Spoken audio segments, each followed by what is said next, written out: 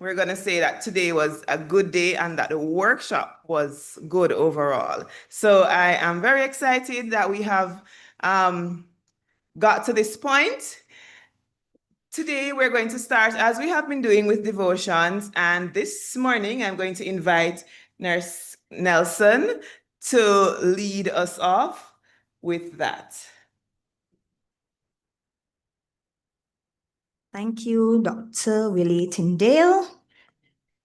And just acknowledging the presence of the team from the ministry here. It has been a wonderful 3 days so far. And I'm glad because I've been here from the first day and I'm here with you today. And today we are here with 2 other persons from the region. We met yesterday, Nurse Maxwell McCreet, who is the NCD, Regional NCD Surveillance Officer for the region. And then we have Nurse Andrine Sylvester, who is a supervisory nurse practitioner for the region. All right? And so the trio come across now will quickly take us through our devotional exercise. McCreet? Good morning, everyone.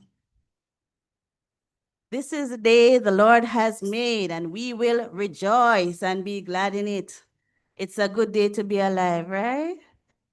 Some of us might be having little aches and pains here and there, and other little stresses here and there, but we're still on top of our graves and we're grateful, all right? We're going to start this morning by putting in some joy. And we're going to sing that we have the joy. All if we don't feel like we have any joy, we're going to have joy this morning. So we're starting off with, I've got the joy, joy, joy down in my heart to stay. And I'm so happy. So very happy. So it's, even if we're not happy, we're going to speak it into being, that we're going to be happy, right? That we have the love of Jesus in our hearts. After 2, 1, 2. I've got the joy, joy, joy, joy down in my heart. Where? Down in my heart. Down in my heart. I've got the joy, joy, joy, joy down in my heart. Down in my heart to say, and I'm so happy, so very happy. I've got the love of Jesus in my heart. I'm so happy, so very happy. I've got the love of Jesus in my heart. Joy, joy, joy, joy down in my heart. Where? Down in my heart. Where? Down in my heart. I've got the joy, joy, joy, joy down in my heart. Down in my heart to stay. And I'm so happy, so very happy. I've got the love of Jesus in my heart. And I'm so happy, so very happy. I've got the love of Jesus in my heart. Hallelujah. Bless the Lord. Hallelujah. I feel the Spirit with us this morning. Bless the Lord. All right. At this time, we're going to ask Nurse Nelson to come with her a little speech. Speech?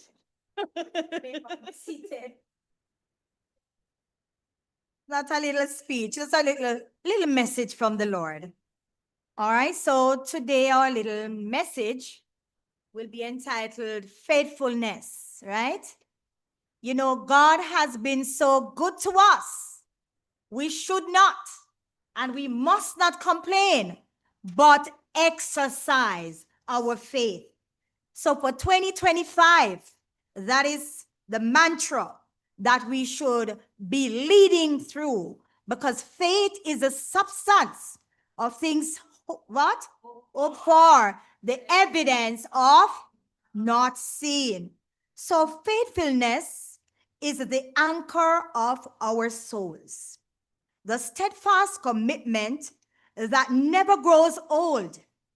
It is the promise that is kept, the vow fulfilled, a reflection of God's love forever unsealed. May today, as us healthcare workers, you community health aides, frontline officers, working to initiate the work of God, just remember that He is able, but you can do it because you remain what? Faithful to Him. So may we all just walk in what? Faithfulness day by day, trusting in His goodness that will come what may, right? And may our hearts be what? Forthright and be rooted in His love so that we can remain true to Him. So may our lives reflect His faithfulness anew. Can we stand at this time?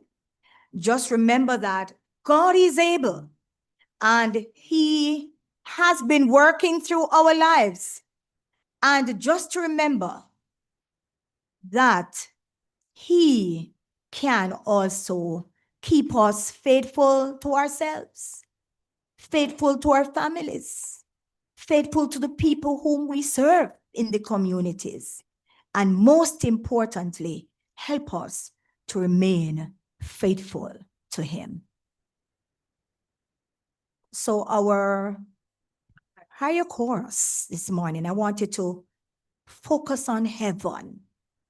I want you to focus on Christ.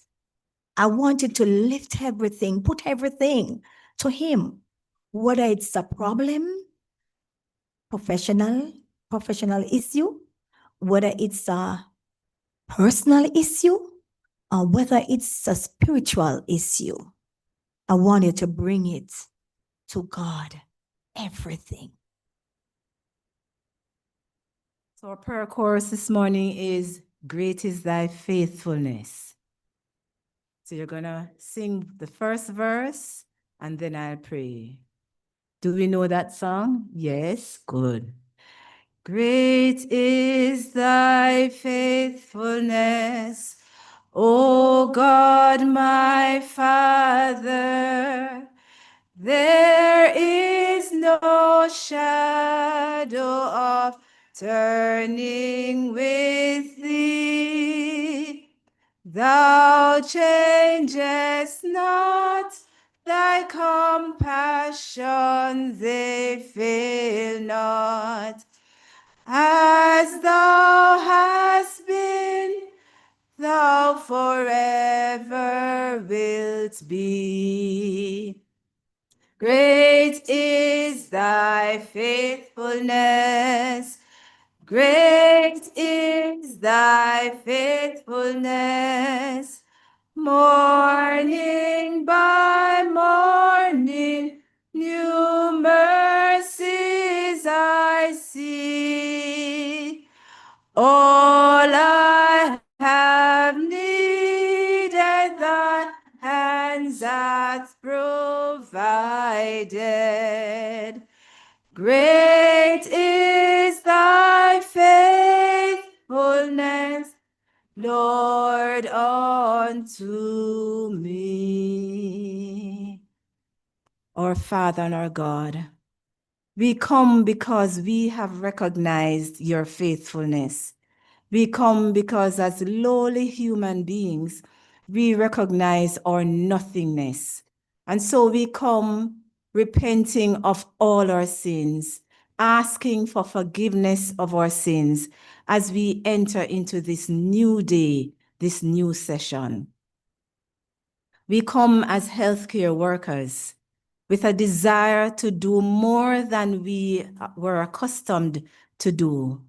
We come, Lord, asking to be filled with wisdom, knowledge, and understanding today. And so we pray, first of all, for your Holy Spirit's presence in this place. We pray for all the facilitators who have seen the need to educate us, to remind us, to sensitize us about the need that is out there for elderly care and what we can do better. And so we ask, Lord, that you will bless them. You will enrich each session so that those of us who are participating, who will leave here to serve the wider community, will have the knowledge to go out and to do what is needful. And so we ask now that you will bless every community health aide. They have come with willing hearts to take care of those persons we serve here in the Southern region. We thank you for them, Lord. They are not below anybody else. They are so important. And we ask now that you will bless them, enrich their minds, grant them compassionate hearts, help them to be respectful, because one day we will all be elderly. Help us to serve you in thought, word, and deed. Bless each proceedings here today. Bless each person. We humbly ask with thanksgiving. Amen. So to God be the glory for the great things that he has done. Take from the scripture, Psalms 24, verse 1. The earth is the Lord's and the fullness thereof, the world and they that dwell therein. Use God as your gold standard. He has been faithful to us, so let us be faithful to him.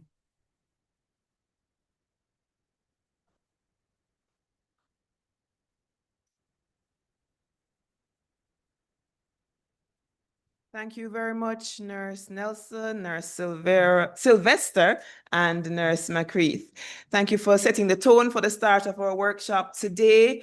And we will definitely take those words under instruction, under strong advisement. We will adhere to them. And thanks for the challenge for, you've put out to us, encouraging us to be faithful to what we've been called.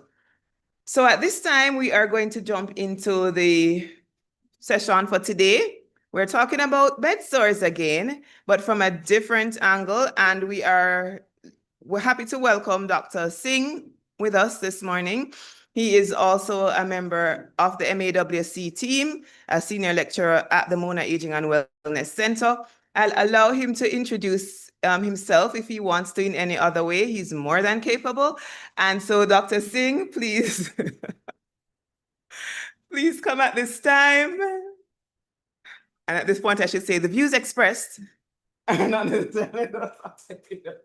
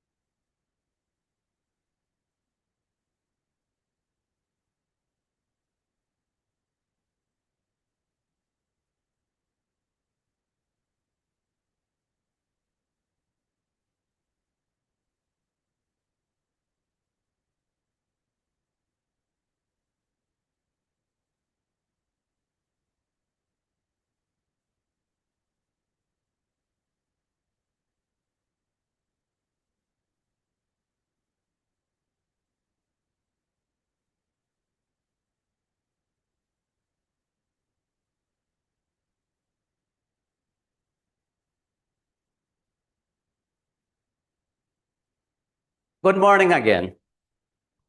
This morning, we will speak about the cubitus ulcers, which is the scientific name, but more commonly known as bed sores. Now, you guys probably know more about this than I do. I'm here to tell you that you guys do a better job than most doctors do when it comes to bed sores. So give yourself a clap. All right. I'm going to refer to it. It's interchangeable, bed sores, the cubitus ulcers, but I will just refer to it as bed sores. The fact that it is called bed sores doesn't mean you have to be in bed to get an ulcer. You can be sitting in a wheelchair, or you can be sitting in some other kind of device. You will end up getting bed sores. Okay?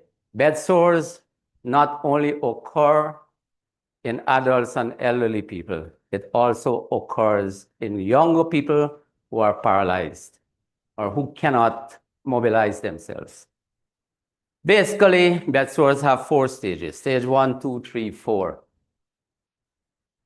All right, and the stages are: stage 1, the skin is unbroken but inflamed.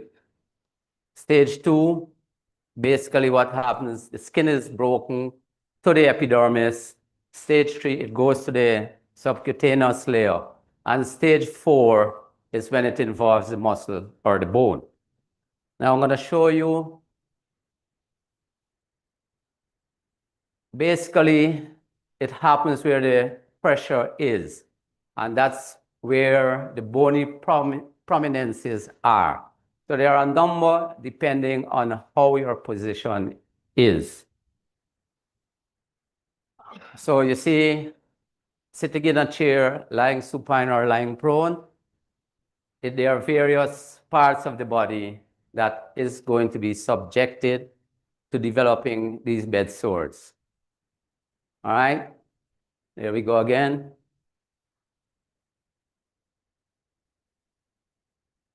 Positioning. And basically, just a list of all the places where the bed sores can occur. Now, the best treatment for bed sores is what? Repositioning. And how often do we need to do that? You see, I don't need to give this lecture. All right, apart from the position that the patient or the person is in, there are other factors that can also affect or cause bed sores to occur. Breaks in the skin, if the skin is dry, fragile and weak capillaries, the general thinning of the skin, loss of the fatty layer, and basically what happens when patients are in a position where they can't use their muscles, what happens to those muscles? They atrophy. You get atrophy and they lose that muscle. All right? So it becomes basically skin and bone.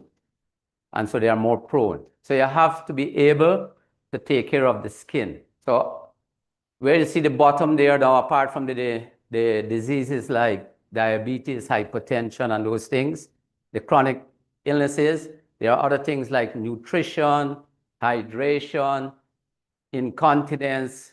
There are a number of things that you have to do in terms of the fingernail and toenail and the general care of the patient. All right? So things like skin lotion and those things are important for the patient.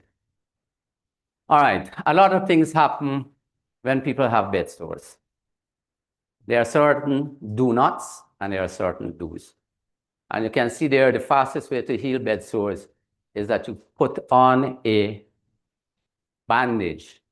Better if the bandage is moist, all right? Because as it says there, it creates a barrier against infection and it keeps the skin around the sore dry, okay?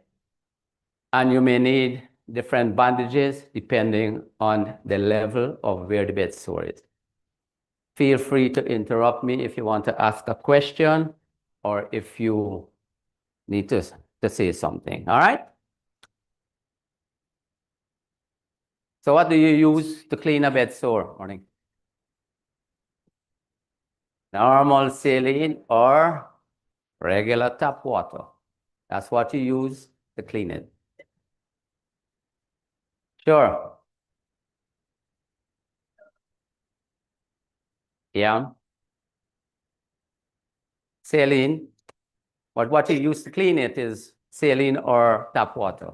You may not have saline available to you, water. All right? All right.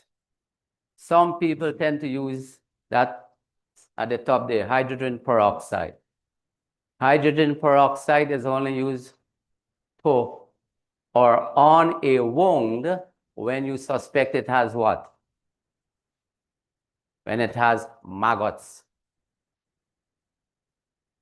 All right, if you suspect there is maggot in there, hydrogen peroxide The maggots will come flying out as quick as possible. But hydrogen peroxide is not to be used on a bed sore, nor iodine, nor soaps, except the gentle ones like the Cetaphil and Dove. Best, normal saline, tap water. No hydrogen peroxide. For me, if you suspect there are maggots, that's the only time you can try hydrogen peroxide. You're going to do more damage to the skin if you use those things, okay? What about no betadine? No betadine. What does betadine have? Iodine. So no betadine. You keep it simple. All right. You can use as home remedies things like aloe vera. All right. You apply the saline as a disinfectant. And some people can use or they mix beetroot with honey to moisturize the area. It does no harm. All right. The thing in medicine is always do no harm. About it,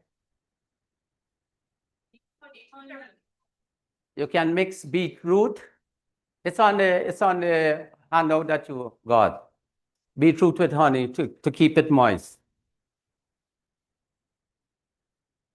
All right, this is where repositioning is important. All right.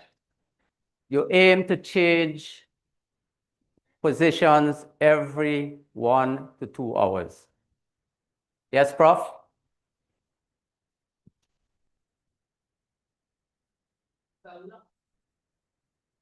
All right, please keep down the talking. All right.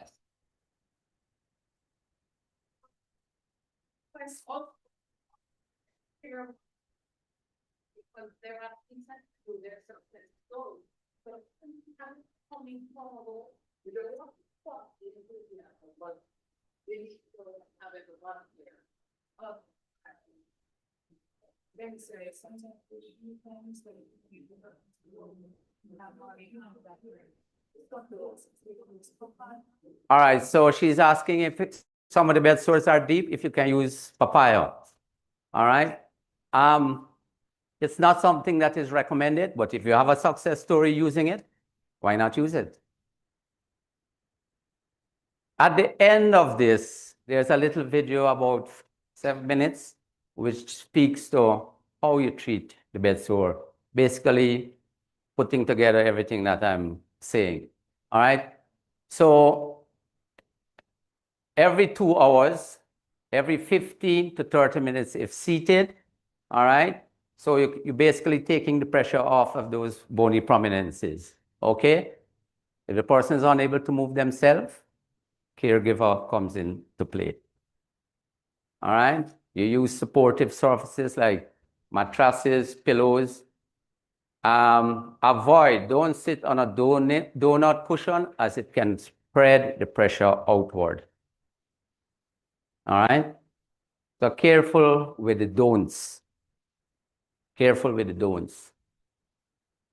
We spoke about this hygiene and the skin hygiene. You keep the skin clean, you moisturize it. You have to check the skin regularly. You have to make sure you check on the bed sheets, that they are clean, wrinkle-free. And sometimes when patients are in bed, there are 2 forces that come into play. One is called friction, when you're moving in opposite directions, and there's one called shearing. All right. So like you pull the patient up, you're pulling the patient up, but the skin does not move. You're putting pressure on the skin. So when you're moving patients, you have to be careful. Nutrition, hydration, physical therapy. Well, I don't know of any, or I haven't seen any patient who is in bed who actually smokes. But quit smoking and stress as well. People, although they're in bed, they still suffer from stress They are in bed, they can't go anywhere. It is an emotional stress on them. They're thinking about what is happening maybe to their businesses, to their family, and so on. So they also undergo stress. All right, best sleeping position for bedridden patients is prone. Okay? And it tells you there how you must put the pillow so that you don't get pressure on the bony prominences that will give rise to the bed sores. Yep. Change position. If you're feeling pain, ask for a painkiller. There are patients, like patients who suffer from a stroke, who cannot speak. How are you going to know if they're in pain? They might use their facial expression or say something pointing towards some position.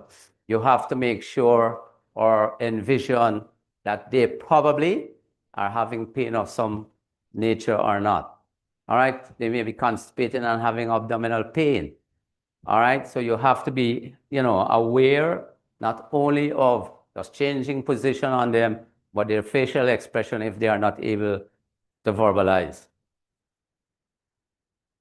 All right, the best antibiotic for bed sores. In general, if a bed sore is clean, it doesn't need anything other than dressing. Bed sores heal from the out, inwards, and from in, up.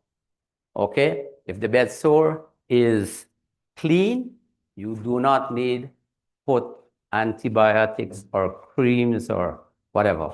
So when you're dealing with a bed sore, if you see slough around it and it needs to be debrided, if it bleeds, it's a good thing. Some people, when they see the bleeding, they think they're doing more damage. No, once you see the bleeding, it means you're going to get healing faster than. So you clean out properly the slough. If it bleeds, that's fine. But what I said at the beginning is patients, when they go, if they're able to walk and they end up at a private doctor's office, the doctor don't have time to go cleaning and doing all of those things. Go back to the health center. That's why I said you guys do a better job than in dealing with bed sores than most doctors. If it's turning green, it means you have an infection. And there is where you use the sulfadiazine or the nitrofurazine, or you can use Bactroban as well. Bactroban. Now, there are generic names for Bactroban, like sulpirocin and mucopuricin. Those two you can use. Nothing else. If you think the infection is so bad, then antibiotics. No, the doctor is going to send them back to you for you to clean it. But if you need to use antibiotics, oral antibiotics, then when do you use Sufrexol? All right, Sufrexol is not really an antibiotic. It's basically just to keep it moist. All right, Sufrexol is not going to help it heal faster. So infection, topical antibiotic, or you can give the oral or antibiotics if you think the infection is there. Sufrexol does not aid in the healing or treatment of a bed sore. What? No, but those are common. They don't really, you get them, you get those things anyway. If what? Tetracycline is not recommended for ulcers. No, somebody was asking about Sufrexol. It does not aid in the healing of ulcers. It keeps it moist. It keeps it moist. It does nothing else. You only use antibiotics if you suspect there is an infection. No infection, no antibiotics. Normal saline or tap water to clean it. All right. Apart from the ulcer itself and keeping the skin moist, hydrated, other factors as in nutrition, vitamin C. It's like there's a misconception about vitamin C. You get a common cold, take some vitamin C. It doesn't help. You have to be taking vitamin C every day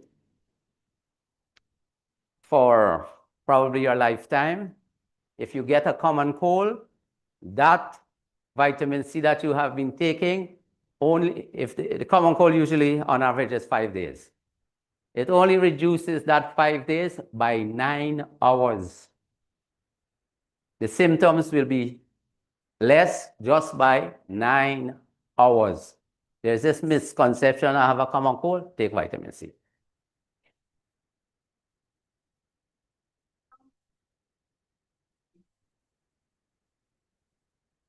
We all know a common cold is by a virus.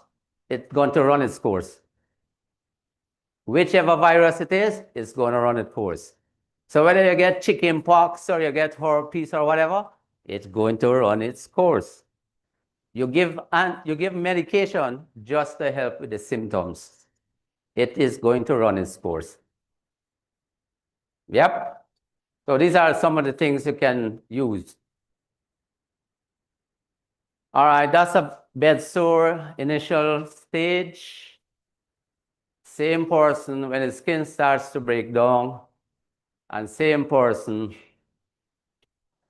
when it gets to that stage. All right, so now I'm going to show you the video.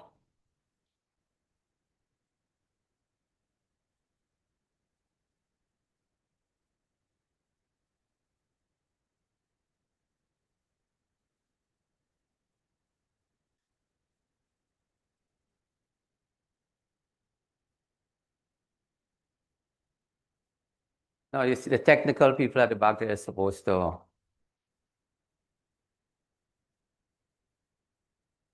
That's called technology. Even technology has its issues. So they're working on it to get the video going.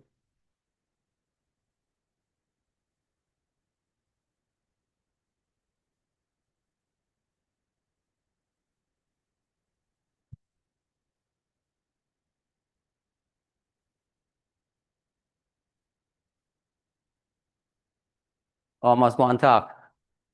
All right.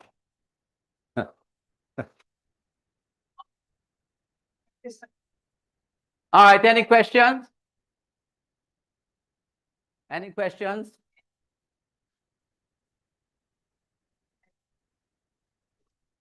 Yeah.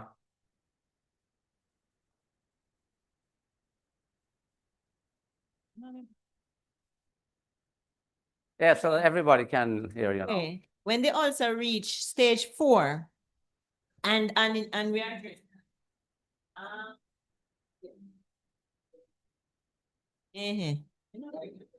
all right. Should we stuff it? Put gauze in it? The video will tell you that shortly. Okay, all right. The video will answer your question.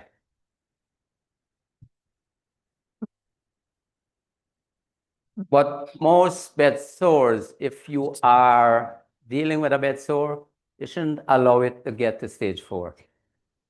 All right? You should allow it to get to that stage. When you see a bed sore that is at stage 4, it means that whoever was taking care of the person wasn't doing a good job.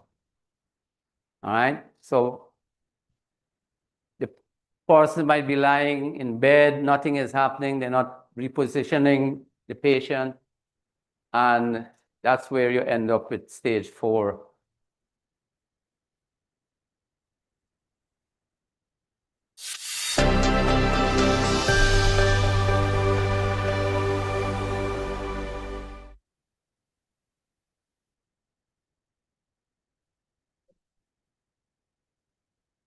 Dressing a Pressure Injury with Basic Wound Care Supplies by Susan Hamilton. Hi, my name is Sue Hamilton. I'm a nurse practice specialist at Boston Children's Hospital. Today, I'm going to talk about dressing a pressure injury Treatment. The principles that we use to treat wounds is the DIWAMP acronym. That stands for you want to debride a wound so that you can get the wound bed open. You want to look and identify infection.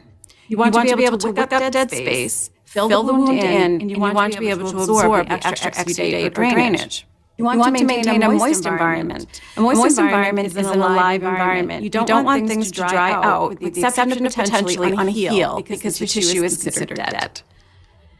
You want to make sure that the wound edges are open so that the wound can actually heal in. And of course, you want to protect the site and insulate the site. And then once you've finished all of this, you want to make a clear documentation of what you've seen so the next person who comes along can actually make the same assessment that you did. Once you realize that you have a problem with a pressure injury, you need to be very proactive about treating it, using the ESP plus E principles. We talk a lot about prevention. Prevention is most important. But if a wound does develop, you need to think about the E being correcting etiological factors. Is there some reason why this patient got this? Then you need to think about systemic support. If the patient has poor nutrition, you need to do what you can to maximize the nutrition. And then you need to use principle-based topical therapy. You may have limited resources for different kinds of dressings, but basically we will go over that and how to keep a wound bed moist, and how to debride a wound, and how to get it to granulate in. And then after you've done the care, you need to continue to evaluate wounds on a regular basis to ensure that they are progressing. Types of dressing. Now I'm going to show you some of the wound products. We'll start with the more simple, such as the gauze products. You can use the 2x2 size, and these can actually be opened up and placed into the wound. There's also 4x4 size, which if they come in a folded, you can take them and actually put them into the wound in a fluffed position. The goal is not to stuff the wound full, but to fill it loosely to give some room for drainage and for the wound to contract in. There's also different types of packing gauzes, which you can use, which are narrower for thin or deep wounds, and you can use a Q-tip to help move the packing into the wound. It's a good idea to know how much you put in the wound and to leave a small piece outside the wound so that when you go to redress it, you can pull the gauze straight out. There's also cover dressings such as abdominal pads or something that will just absorb excess drainage that comes out over the dressing, the primary dressing. There's also transparent film dressings. These dressings are particularly good as a secondary covering dressing or to use for a stage 1 or stage 2 pressure injury that you just want to protect the site. You can use these for blisters, which would be considered a stage 2 pressure ulcer if it was related to pressure. And it will help keep the blister intact. For blisters, you can also use a wet dressing such as a Vaseline gauze or a Xeriform gauze. Just place these over the wound to help keep them moist and protected. There's also higher-end dressings such as hydrocolloid dressings, which will absorb some moisture, but these are not meant for highly draining wounds, but they will provide some protection as well as absorb some drainage. There's also foam dressings that not only protect the skin, but also are fairly absorbent as well. There's also silicone dressings, which these dressings, while they are expensive, they actually have several purposes. The middle is considered an absorptive pad and will take up to 3 times their weight in drainage. And the outside is made of a silicone filling that will not hurt the skin that surrounds the wound. They will bring all the moisture away from the wound and help to heal the wound more quickly. There's also hydrofiber dressings such as this. This dressing is also will absorb more than 3 times its weight. It goes in as a fiber, but it will come out like a jelly. It will absorb all the drainage and bring it out of the wound. This is the regular kind. It also comes in silver. There are many different options for silver dressings on the market now. And this dressing with silver is good for a wound that is infected because it will have gram negative and some gram positive effect on helping infected wounds to heal. So those are some of the products that we can use. And don't forget that in choosing tape, you should use a tape that is mild on the skin, preferably like a paper tape that will not cause further skin tears on the patient. Demonstration. Now we're going to assess and clean and dress a wound. So you can see this patient's wound is on his coccyx area or sacrum, just at the base of the buttocks. This is a common area for older children to get a wound, especially if they are bedbound or chair fast and unable to move themselves. Just wet normal saline gauze is good for cleaning wounds. You want to use some pressure to clean off any dry skin or areas that are just dead and dry and flaky. You want to clean the wound bed. If it bleeds a little, that's actually a good sign that there's healthy, viable tissue there. If you push too hard on the wound, though, you may actually disrupt the wound bed. So you want to use some pressure, but not aggressive pressure in cleaning the wound. Once the wound is all clean, you can go ahead and dry the areas. You want to do whatever you can to protect the skin that surrounds the wound. There are products that you can use, but also just use a dressing that will contain as much of the drainage as possible. For this wound, I'm going to choose for now a moist gauze covered with a dry gauze, and then we'll use a foam dressing to help absorb some of the drainage. The goal for this wound would be to get that slough and that eschar to come out of the wound so that then we can see what the base of the wound looks like and then get it to heal from the inside out. So now that I've cleaned it, I'm going to take a piece of damp gauze. And again, like I said earlier, if you fluff the gauze onto the wound, then I'm going to place a dry gauze over that.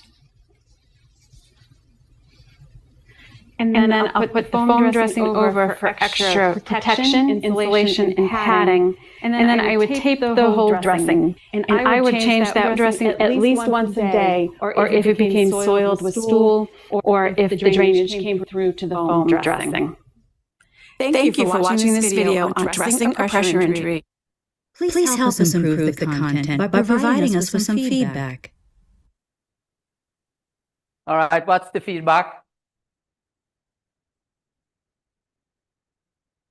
Although it mentioned children and she's from a children's hospital, that is basically, it goes for adults as well. All right. Now in Jamaica, taking care of a bed sore is expensive. It's not inexpensive. Depends on the kind of dressing that you would use. Here in Jamaica, we have what we call our common one is Kendall dressings. All right, that's one of the common ones. We also have foam dressings available in Jamaica. It depends what you're going to use, when and how and where. Yep. Any questions? Clear as mud or crystal clear? Sure. Pardon me? Why didn't she clean herself? No, she was cleaning around the area to get rid of dry, what she called a scar, dry skin that is already dead, and it will not help or will sort of be an impediment for it to heal inwards. So that dry skin has to come off. It's like when you get a bruise and you get a scar, the scar does nothing, it eventually drops off. But you have to take out the dead skin. Yeah. So another question is, should the inside of the wound be disrupted or cleaned before or just around? If there is an infection, if there is slough, right, you have to get rid of it because it will aid in it healing faster than if you leave it in there. So if it bleeds, like I said, it's a good thing. It is showing that it is healing properly. Same thing. No, for the ulcer, I know it's pressure sore we're dealing with today, but for the ulcer, when it's bleed, it is a good sign also. Once it is bleeding, good sign. It means there is vascularization. You have a good vascular system, and that will aid in it healing faster. Yes? I want to give him a joke.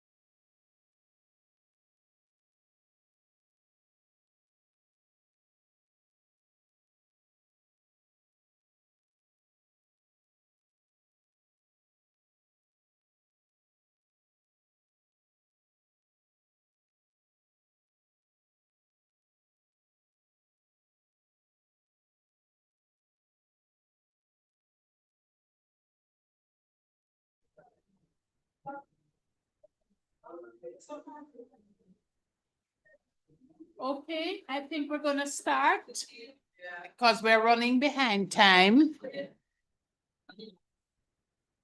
So today we're going to start. Can I get a little quiet? You all weren't so talkative on day 1 and 2. What happened? Tired? No, bored. I can't talk over the talking.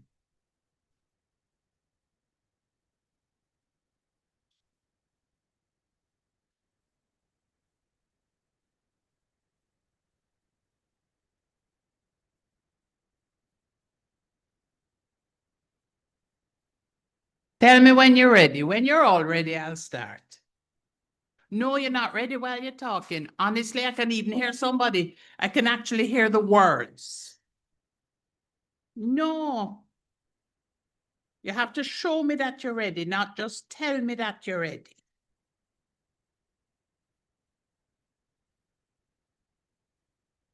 Okay, so now we are going to look at a topic that is a topic we don't talk about, a topic that we don't admit to many times, and a topic that can affect relationships at home first before work.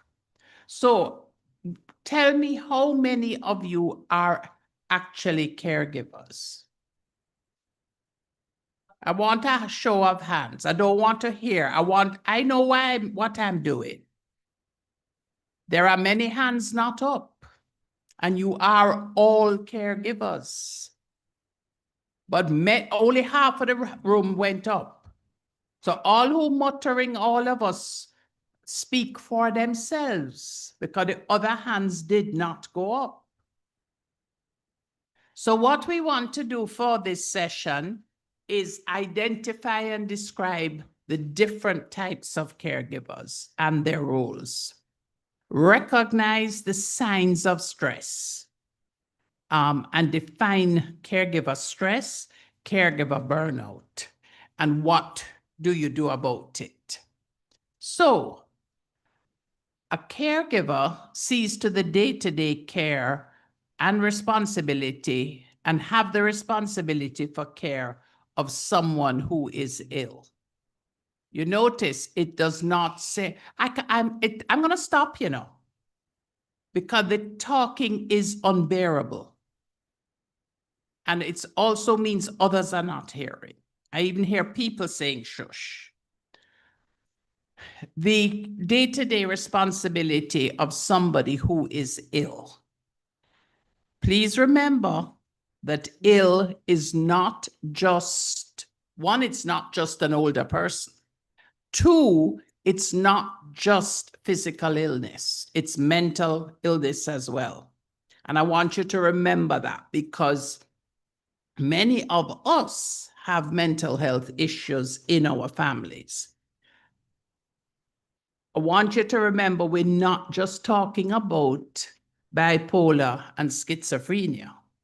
We're talking about things like drug addiction, wandering, and that sort of thing, which is why I started off by saying that there are many instances of caregiving that are taking place in the family environment. Many of you, if you don't have somebody yourself, you have a close family member who's struggling with an adolescent child, who's struggling with children experimenting with drugs. And I don't think there's one of us in this country that can honestly say we've never heard of it within our family units, right? Now, can you imagine that stress on top of the stress of going to work every day? A lot of you bond with your patients. So they sit and talk to you in the waiting room. So you have to take on the whole of their burden, I went home the other day and my helper was in hysterics. And when I tell you hysterics, bawling, I could hear her from out the road. What happened? The grandchild don't get pep to what she thought was the right school.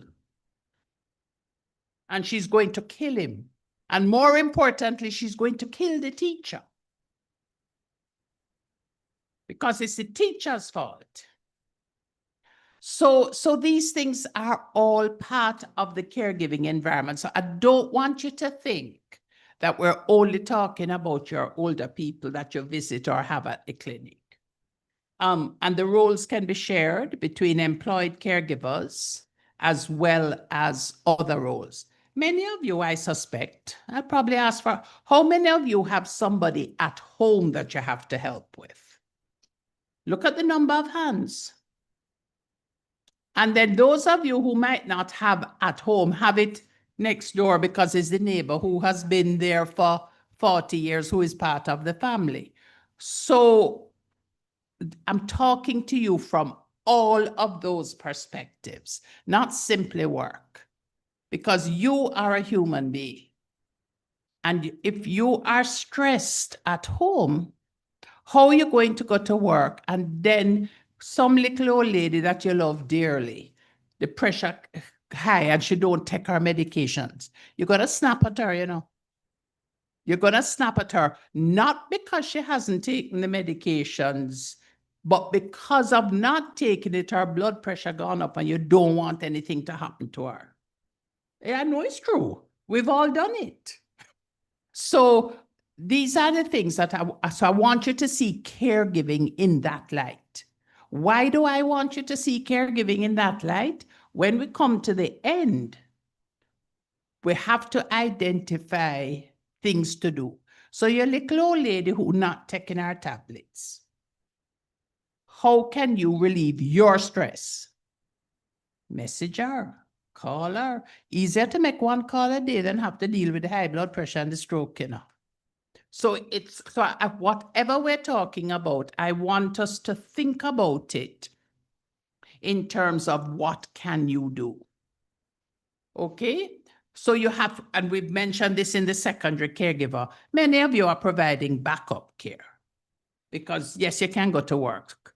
Now, the backup care we recognize may be, in fact, the full-time care because nobody does it during the day when you're not there. Helping with physical care like bathing, but also the paying of bills, but maintain employment outside. So this is all of you. Now, if you are talking about caregiving in the home and maintaining employment, that's two roles that you have. Providing help, then you have crisis management. Providing help in the event of a fall or hospitalization. The long distance, now you're not the long distance caregivers. Well, you may be, but most of the Jamaican caregivers are not the long distance caregivers, but they are subjected to the whims, fancies, and regrets of the long distance caregiver. I have caregivers that call me from abroad because they've put cameras in. But you can't say they're not the caregiver because they are the financial caregiver. So they are sending the money and they have very unrealistic expectations. So I had a lady that the family didn't think that between all of us, me, the doctor, and the support systems, we were taking proper care of her. So they took her to Canada. The cameras wasn't, you know, the husband sat up all night to watch the camera. That camera was watched 24 hours a day. So when she get up and wonder, which persons with dementia will do, he does not appreciate that the caregiver has locked the door, has taken up the rugs, and it's easier to let her wander as long as you're within the house. She can't get out. So that the poor lady can get some sleep to do the day. So the caregiver is not doing her job, clearly. Well, guess what? The lady's back in Jamaica and in a nursing home because they found out that exactly. Now, she was a Canadian citizen, so it's not costing her back home. They suddenly realized that what was being done down here, the lady was being cared for, especially within this thing. So the long distance caregiver, I find the hardest to deal with. And then, of course, I mentioned the community one.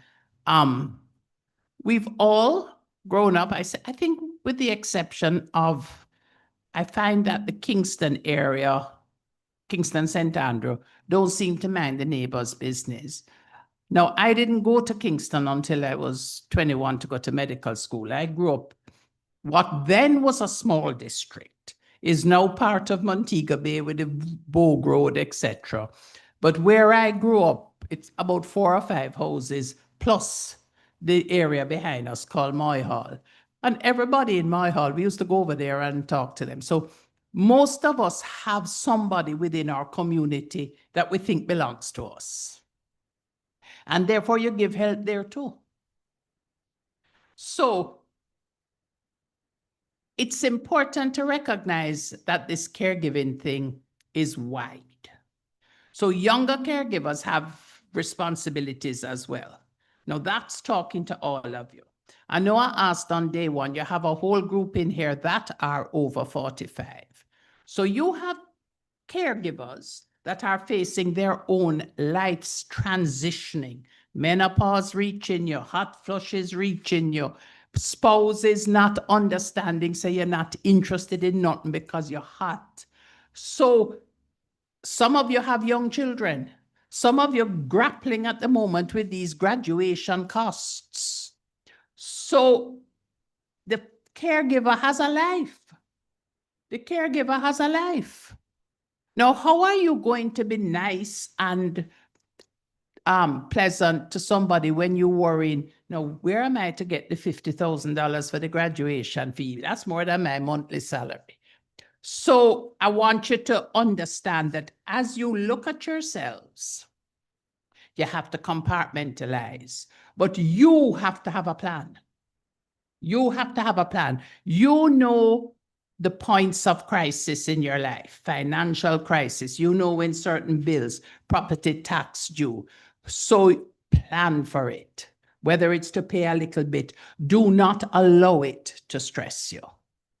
With life transition changes, talk to the people around you. You know, I had a student who came from Trinidad who was menopausal, and she had 2 sons. And she says, the sons, she said it was a bad menopause and she behaved badly. You know what she worked out? Her sons became her companions in the journey.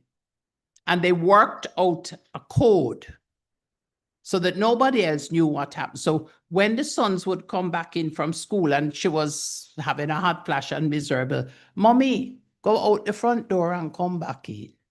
That was their clue to her. Go and sit down, regroup, and wheel and come again. So it's about getting help, but it's about explaining.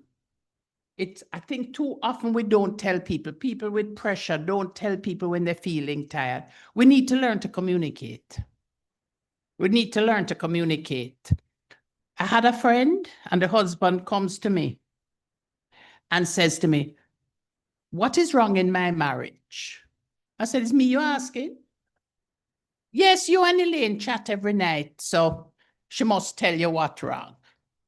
I said, well, so far Elaine don't tell me nothing, so I don't know how it go. What is your problem? But she's moved out the bedroom. Oh, I said, all right, well, let me try and find out why she moved out the bedroom. She bust a piece of laughter, you see. She said, then him don't know. I said, no. She says, every night I sweat till I wet the sheet. I don't want him to be uncomfortable. It's him she thinking about, you know. So she's gone into the other room where she can change the sheet, where she can change the nightie, and where she can lie down on the bed and blow the fan on herself. But she never tell him why. So communication is critical. in caregiving, because you see, we think things like that are personal business. You can't meet a bill, you think it's personal. Talk about it to somebody.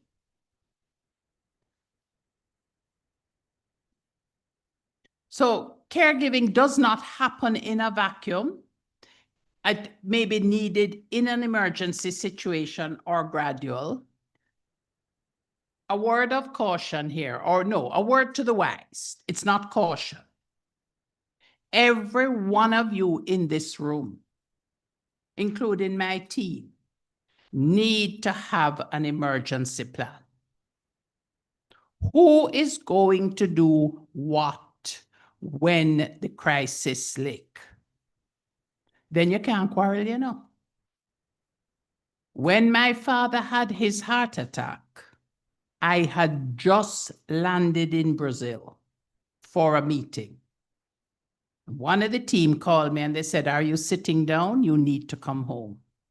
I came back to Jamaica on the same plane that I flew into Brazil. But it was an agreement. It was an agreement made 10 years earlier between all of the siblings and all of the participants. My brother would take care of mommy and I would take care of daddy. Couldn't quarrel. Agreed on it 10 years ago. But you need to know. You don't want to hear that so-and-so, child, spouse, parent, has landed up because motor vehicle accident or stroke or something. And then is when you spin in to find out who is going to the hospital, who is going to upfront the credit card, what are we going to do? So make sure you have an emergency plan and pray to God you never have to use it. And everybody has to agree to it. Now, when you do that with older parents, then you have their buy-in.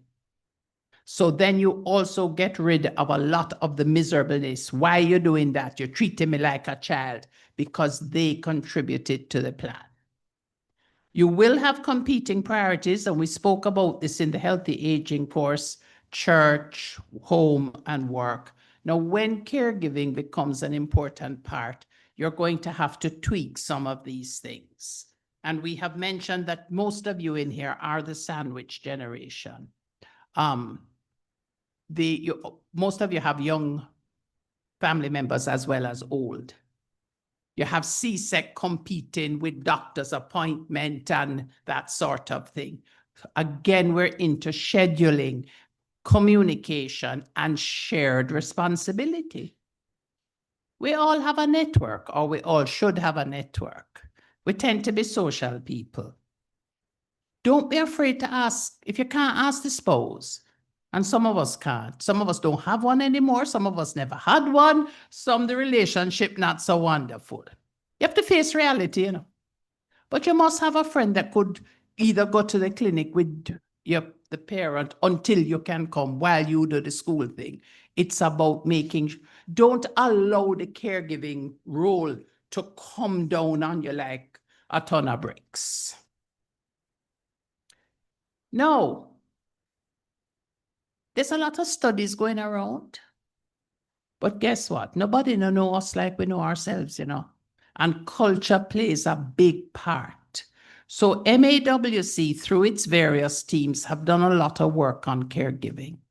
And most of us want to do the caregiving.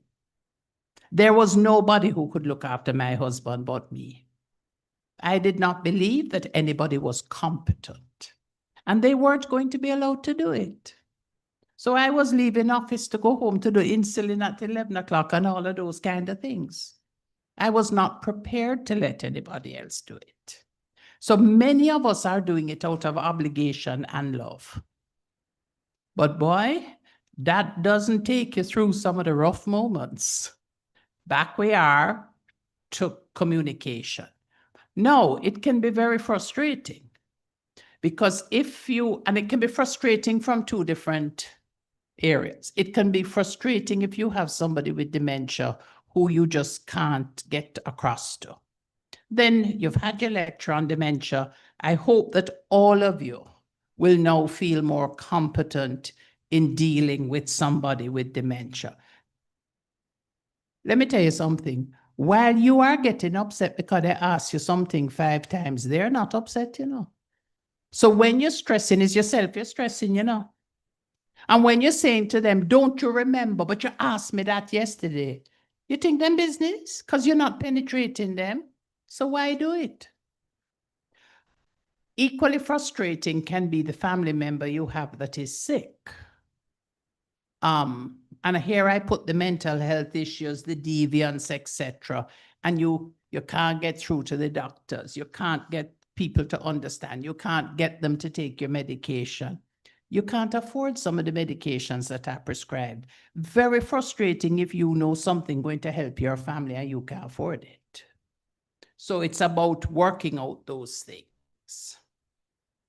So the caregiving activities, we've covered these as we've gone along, but just for purposes of the handout, it's round-the-clock supervision, traveling to and maintaining the home of older people. Now, with older people, the reason or the need for caregiving can be just frailty. Nothing wrong with them and nothing wrong with them out. So you go and think you are going to clean out, but they want them cockroaches because they've had them from Whoopi was a boy. So all you can do is get a box and put them in. Do not throw them out. You will never get back in to do any more cleaning. I have a patient that the church is looking after. Well, when I saw the video of the house, you know, the television program, The Hoarders, that's what I was looking at. They decided to put her in a nursing home for 1 week and clean out the house. All now they're not talking. And she locked them out the house. And the house is beginning to look, I don't know where she get more stuff already, but the house is very soon going to look like how it was before, except it will be a little cleaner. And they have not achieved what they wanted because the cleaning out, the church was acting in good faith. They wanted to clean out the room to put a caregiver that they were going to pay. But they didn't have her buy in. Them just pick her up and put her in a nursing home, just so. So these are some of the things. And she actually was not demented. She was very frail. She couldn't manage. So they should have bargained with her and maybe done 1 room at a time.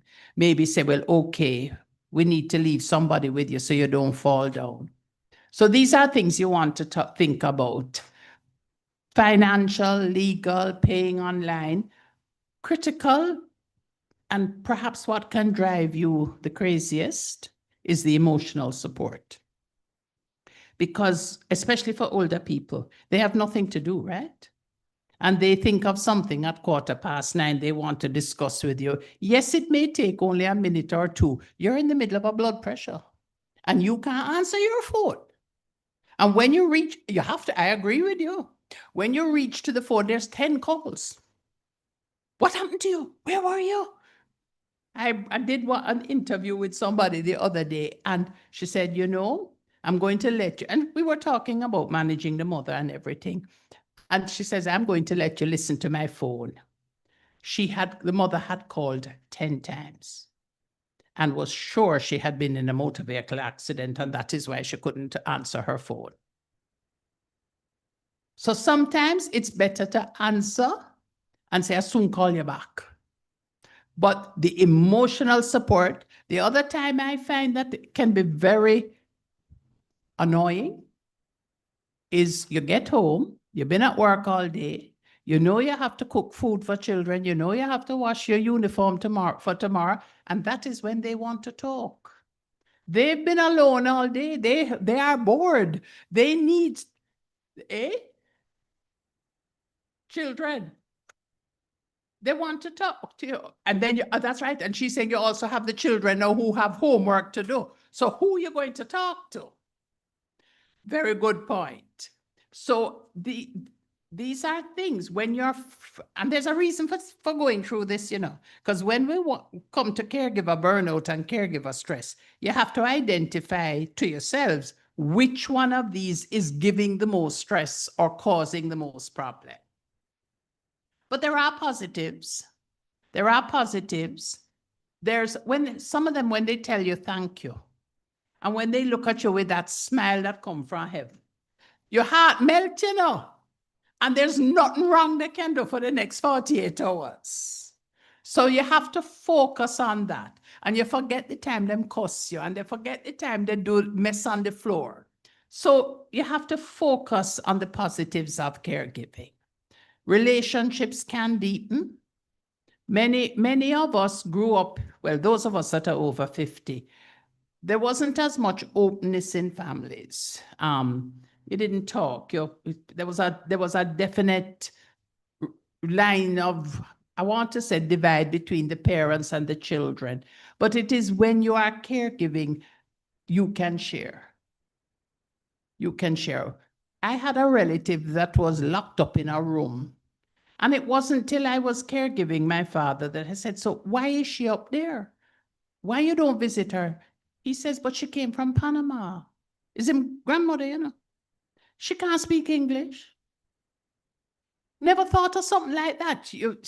But you don't share those things with little children. Now, funnily enough, we all used to go up there and play with her because she had these pretty rosaries.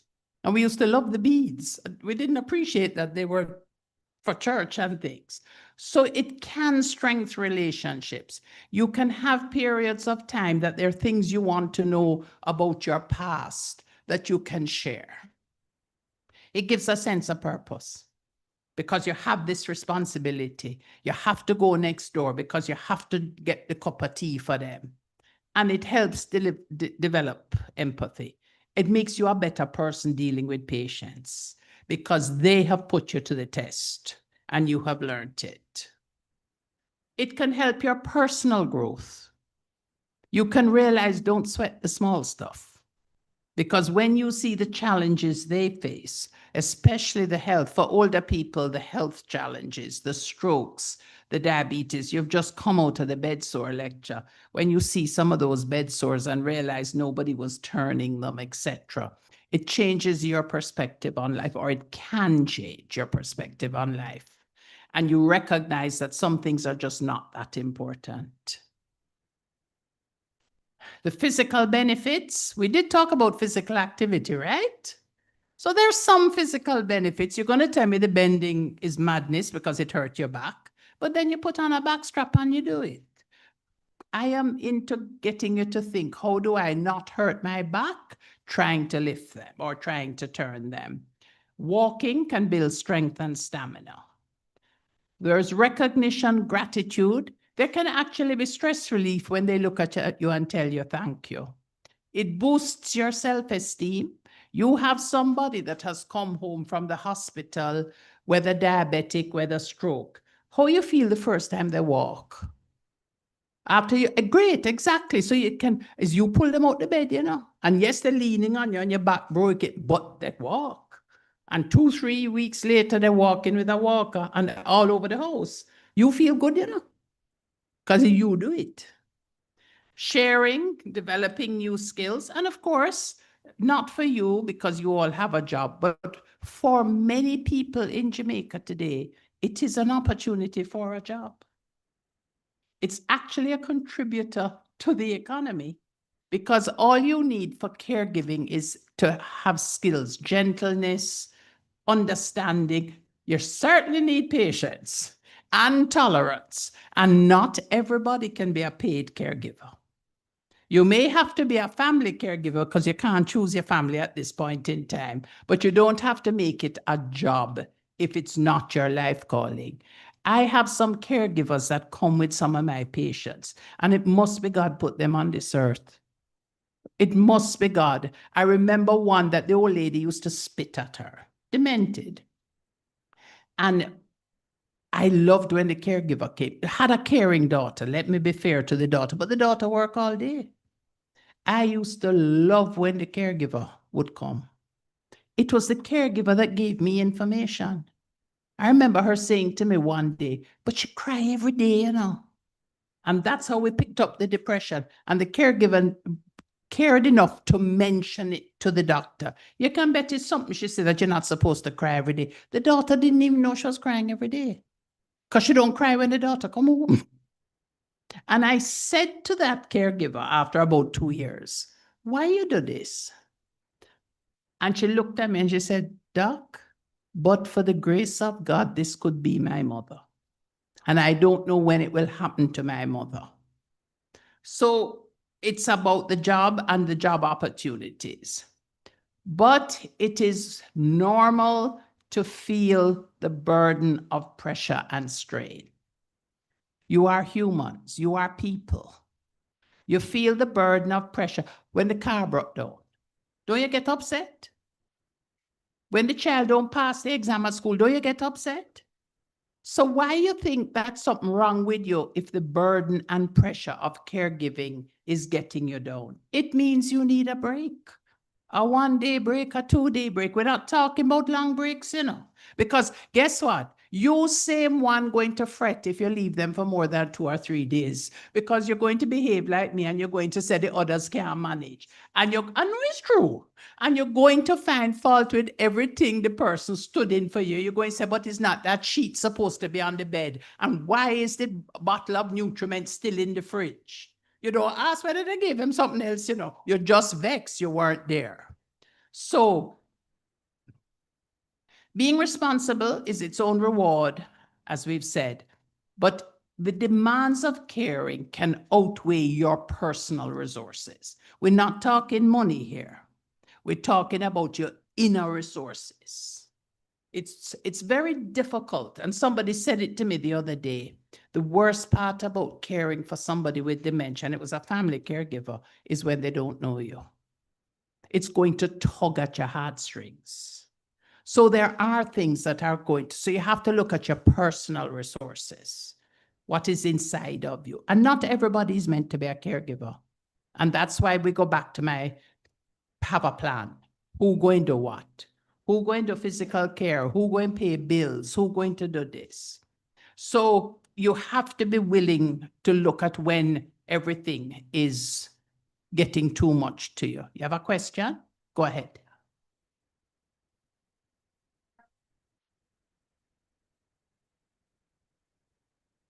They have some memory, you know.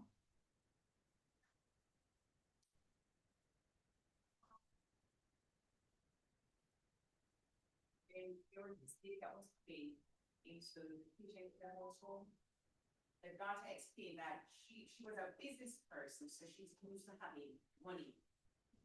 So they explained to her mom how it's created. If my mom is going to change her, ask for money. If she's going to feed her, she asks, where is my money?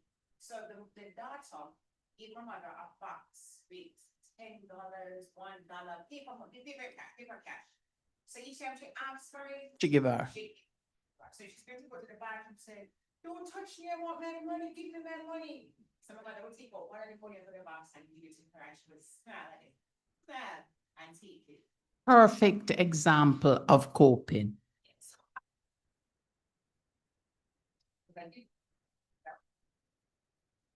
However, that he took care of it.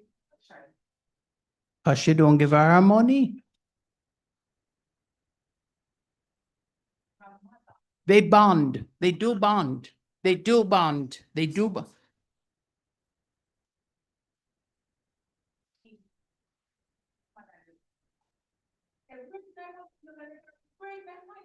So they would actually take it out and give her, but she just wanted to see her mother's face. So that's why I'm wondering if there's a dementia patient with at least 2%. I think it's more. And it depends on what part of the brain is affected, because you certainly don't lose everything.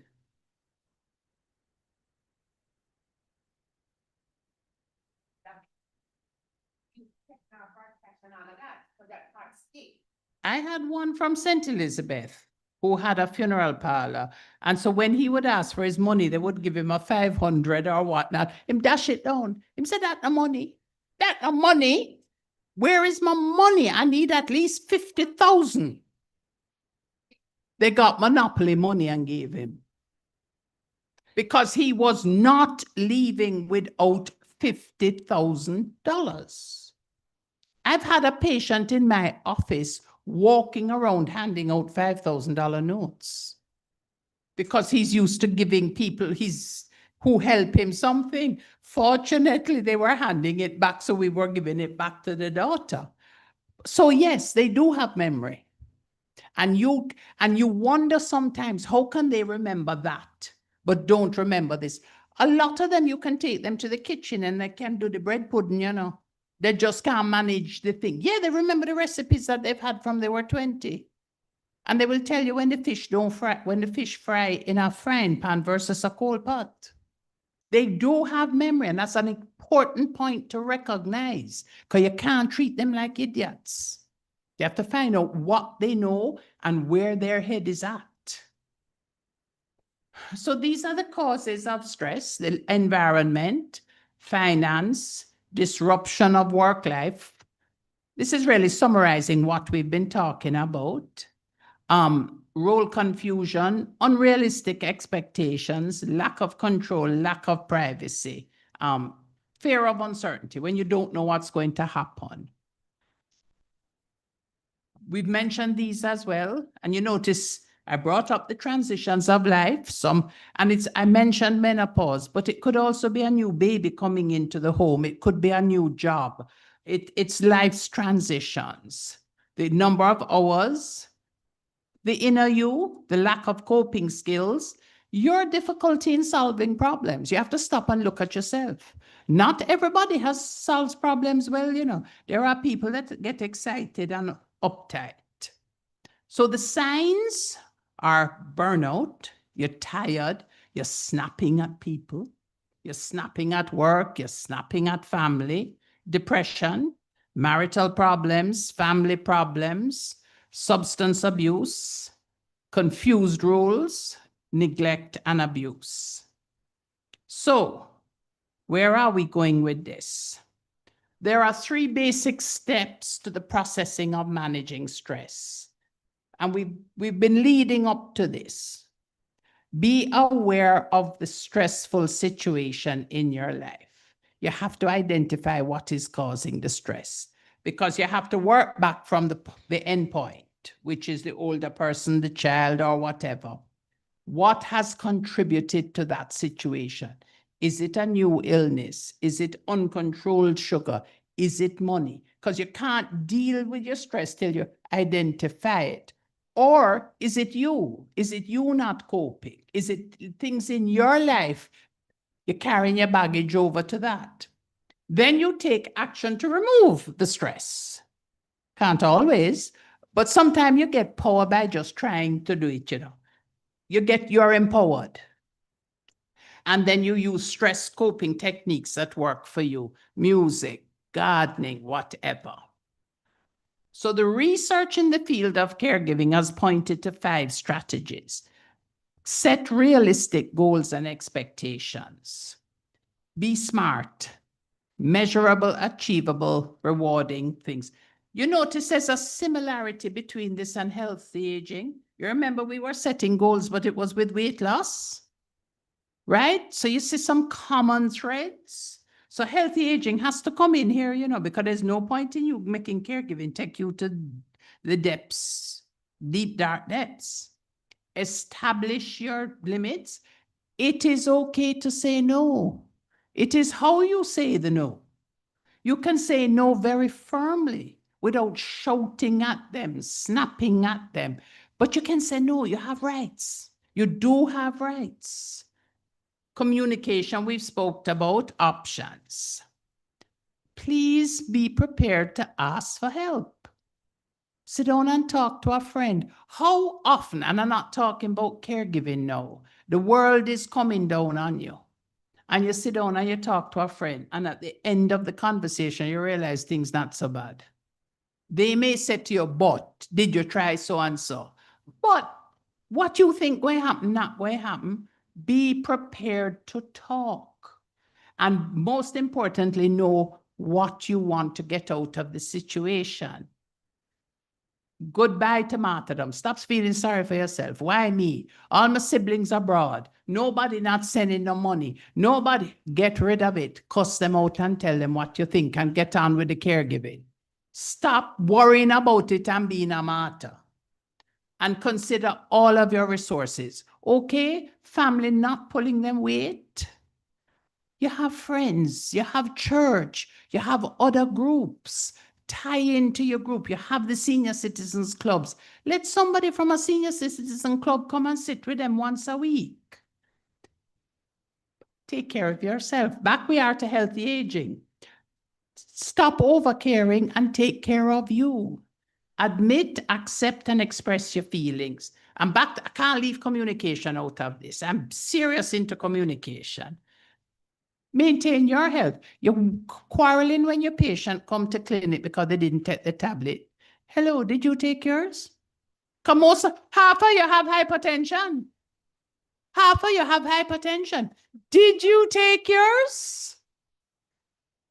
So start thinking about those things. Sometime when you're quarreling with the one that never take it is when you remember you never take it either because you were too busy. Right. So you make sure you have some in your handbag. Involve other people. We've talked about this. The family conferences. When you're having a family conference, make sure you are in control of the agenda. You hear? Don't let them hijack the conference. You know what you want to sort out. Have your list. Neutral place. Everybody. Zoom is neutral. Everybody is equal. Everybody can say something, but you are the primary caregiver. Therefore, you bring it back to what's next. Not what about me, but this grandma has to be taken care of. What's next? When is it time to stop? Because there can come a time to stop. When it gets too toxic, and when I'm talking about toxic, more for the poor person than you know. There comes a time when the person has to go into a nursing home or a care home. And many persons, I've gone through this with patients, not everybody is cut out for caregiving. Not everybody. And I have people that have put relatives. Interestingly enough, all the cases that I can think about now are spouses, and they go every day. I had one that it had become a ritual. If she was late, she was allowed to feed him every lunchtime. They did not give him his lunch till she got there. Because that was how they knew she was struggling with having put him there because she took a vow forever in sickness and in health. And all she keep telling me about is in sickness and in health. I said, but what about in sickness and sickness? Your sickness and his sickness. And the people in the nursing home looked after her as well. So she would tell them she come in late, And when she got there, the food was there. So it means that if you are getting medical complaints, migraine headaches, blood pressure, nervousness, then it's time to take a break. It may be a permanent break. It may be, this is not my relieving of the stress for the 2 or 3 days. This is now a major decision point that you cannot do this anymore. But if you must, and we've said this already, then you take a break, you seek additional help. So I'm coming to the last part of the presentation, but I didn't say the last slide. I have a couple more. What is caregiver burnout? And it's a state of emotional, in other words, how do you recognize it? Now, I want you to recognize the stress. You notice you notice where the burnout come at the end. I don't want you to get here. I want you to be honest to yourselves and honest to the person and recognize the stress. Cuss to a friend, take a weekend off. Not all of us can do that. Not all of us have enough sense to be honest with ourselves and say, I'm not managing, because we think we're being weak. Rubbish. We're not being weak. We're preserving ourselves and the person being cared for. And this applies to your job as well. There are times when it's just overpowering, especially like COVID drove most of us around the bend. You saw people you love, and I used to get so annoyed with the ones that wouldn't take vaccines. I was really annoyed. The girls over there will tell you, I used to get mad. Because I said, how can anybody be so stupid? And I forgot that people have a right and that people have a right to choice. And I really had to do some soul searching before, and we ran a vaccine center. So I had these lines of people and I'm saying, so where are the rest? Right? All when we do 2,000, 3,000 for the day, where are the rest? Yeah, you're coming to me or okay. All right. So you feel mental exhaustion and you don't have the energy to manage your work, much less the caregiving. And burnout feels like a candle that has just run out of a wick. The candle burned down, it gone to the end. And it will occur if you don't get help. So what does it feel like? Everybody's experience is different. But if you start to get anxiety or fear, anger or frustration. Now, I'm not talking about the anger and frustration of life. All of us get fed up. You're driving on the road and the taxi man honking. And as Dr. Singh would say, I don't have no bananas to throw to the monkeys. He has worked out his company. So he will say, but I left the bananas at home. You'll be on the phone and somebody honking. I don't have no bananas to give the monkeys. So I'm not talking about the transient frustration. I'm talking about you get up every morning and you don't want to go to the caregiver. You don't want to go to work. And for that to take place over a couple of days. When you're denying the severity, the person who you know is dying and who you have looked after for a while, it can be traumatic. It can be traumatic. But to do your best, you have to recognize that the end is coming. Now, the end can take weeks or months, and the end can take days. So guilt that you're spending time taking care of yourself and not them, no. Let go of the guilt. Remember what I said about martyrdom? Nobody be the martyr, because it's not working. Negativity and being emotional, physical exhaustion. You don't want to go to church. Don't want to go to church is a good sign if you're a church person. Not everybody's a church person, and I'm not suggesting that they should be. But I get very worried about people who have gone to church once a week for the last 20 years who not going now. I get worried. I get worried. Funnily enough, it's one of the earlier signs that I pick up with persons developing dementia, because they're not recognizing people. They're forgetting names and they don't want the embarrassment. Yeah, they don't want the embarrassment and then the ones with hypertension don't want to have to go to the bathroom. So you have to get to the reason. Loss of interest in activities, feeling hopeless, changes in appetite, and that can be both ways. Not everybody loses weight under stress, some put on.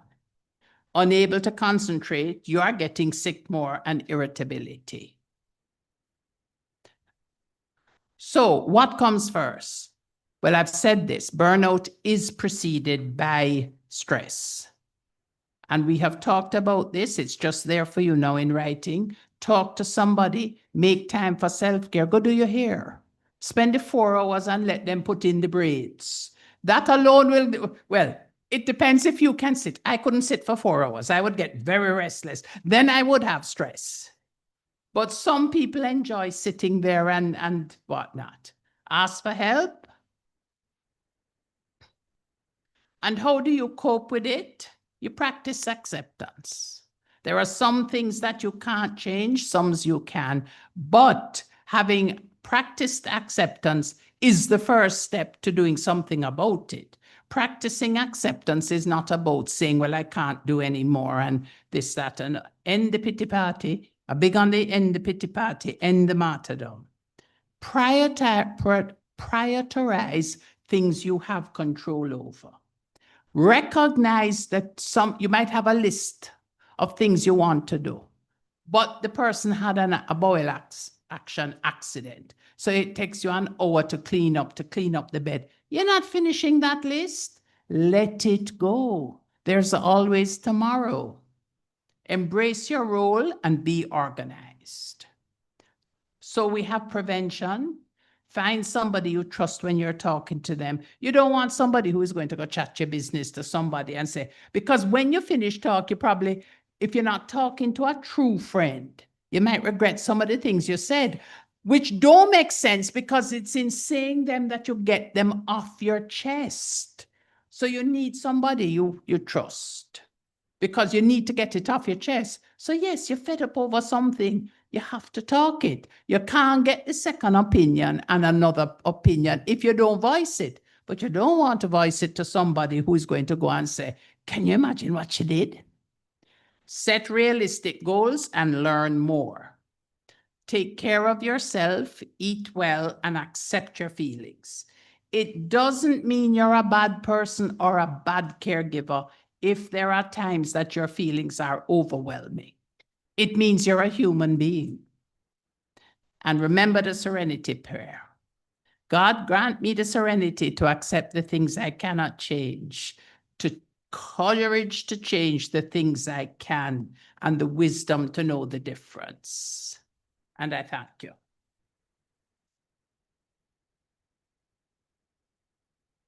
And you notice I didn't ask them at the back what my time was doing because I had every intention of finishing this. Now, how much time did I go over?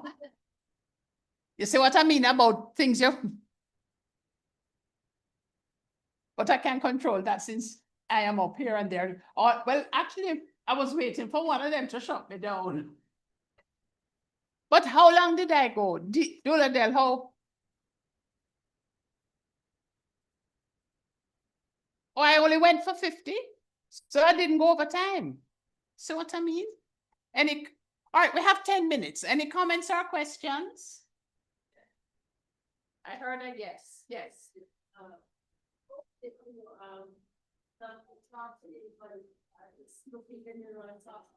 Yes. Listen up when you have to answer yourself. Yes, Prinsley too. They ask an important question. Some people like to talk to themselves. And when you, that's what I'm saying. And when you say it out loud, it sounds very different to when it's going up inside your chest, you know. Is them mad? People will say, well, then my sister-in-law, mother shot. Because from I know she talk for herself. I'm soft. You're not going to talk to yourself. Sometimes when she's in the kitchen, who thinks she's talking to us outside? Everybody has a different coping mechanism. And once you know you are comfortable with yours, don't make people chat any foolishness to you.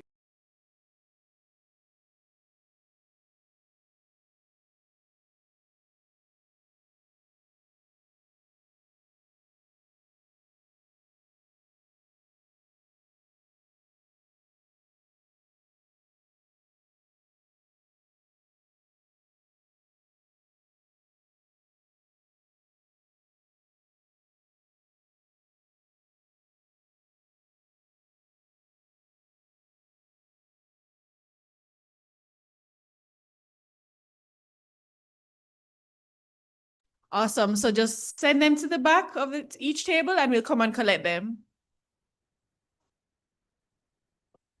That's fine. You can go ahead and complete them now as well.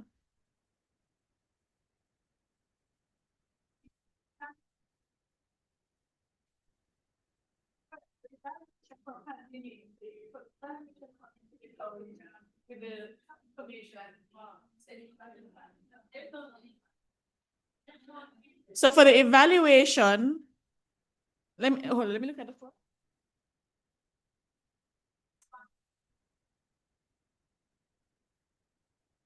All right, so yes, so you don't have to put your name on it. We're trying to keep it anonymous, right? Just fill out what is on the paper. Same with the test paper.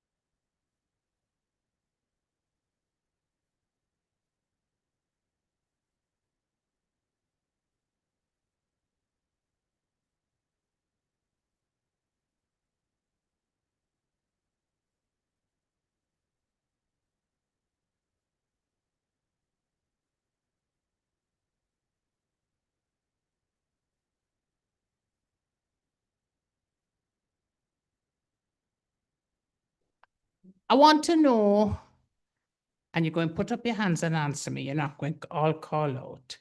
What was one thing or two that you think you learned? Don't all put up the hand at the same time. Nobody learned anything? Yes.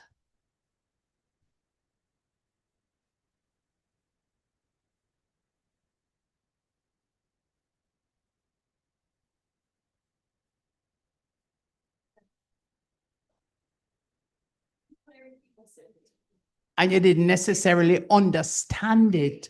The first time he said he was going to do that, all of us learned, let me tell you. All of us.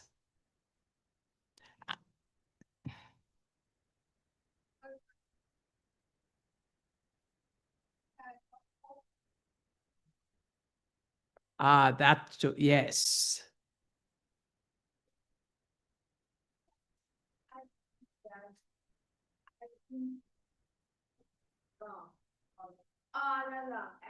What you been doing wrong?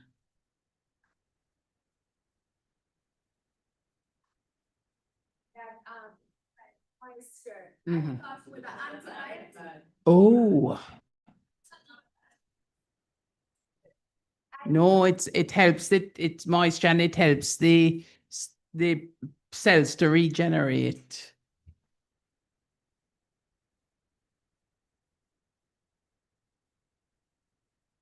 These are things, but you know, if you think about it, betadine burns, you know. When they put betadine, I think of when, you know, like when you go into theater and they clean you down. The next day you burn, you know, and you look red.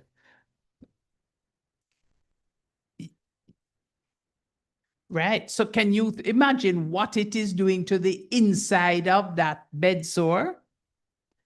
Yes. I didn't hear you. You dilute it. Not supposed to put anything harsh. Anything else?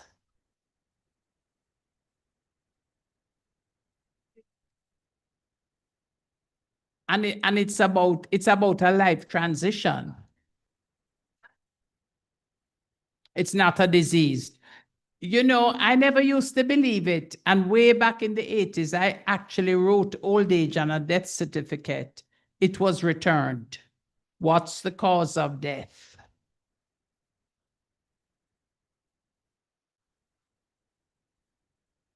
Yes. I learned something today because I come from this pawpaw school for Professor Golding. So I learned that they're not using the pawpaw anymore because I used to go down to Mona Rehab. I know about the pawpaw. But it also highlights how things change. And we have to be open to change. When I first started doing this, we were told that the brain did not regenerate cells.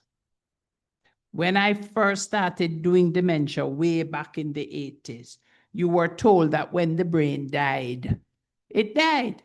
Now they know, because you have the postmortem studies, etc.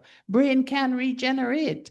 And it makes sense, because although we said that the brain died, people with stroke used to recover parts.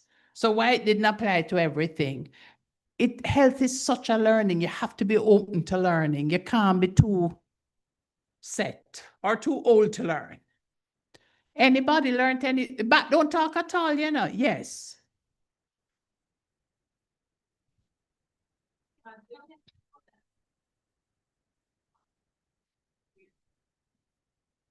And it's very important because the two main types we have are the vascular and the Alzheimer's. I think you remember, some of you would be old enough, some of you are not old enough. We used to hear that grandma or grandpa was senile, but they used to sit in the corner and they never give no trouble. And grandchildren used to climb on them and play, right? That's vascular dementia. Because the people with vascular dementia don't get aggressive. That's the whole thing, and that's the preventable one. But you have to prevent it starting at 40 by making sure to control the hypertension and the diabetes and not getting, oh, let us not forget the good friend cholesterol that we all love, the pork fat and the things. And I don't know if it came out yesterday. For those of you who are in the menopausal age group, estrogen is protective against cholesterol. Therefore, when you lose that estrogen due to the transition, that's when you really have to watch cholesterol. So it means the monitoring and the taking of medication if prescribed. But it's important for you to know, because when you're managing somebody, you have to know what to expect. And it means that for the ones that get the aggression, just back away and leave them alone and let them come out of it. Anything else? Nothing from the back at all, you know, Dr. Tyndale. They haven't learned anything in the back too. Well, I'm waiting for you to say something. Speak. Same thing. Oh, it's the, okay. The urine, yeah. So Dr. Thompson, take a bow on behalf of yourself and Dr. James. And to know that dementia is. I know you've done the evaluations while we try and find Dr. Bernard, but I know how difficult it is to come through Mandeville. Is there anything you would take out of the workshop that you don't need? No. Okay.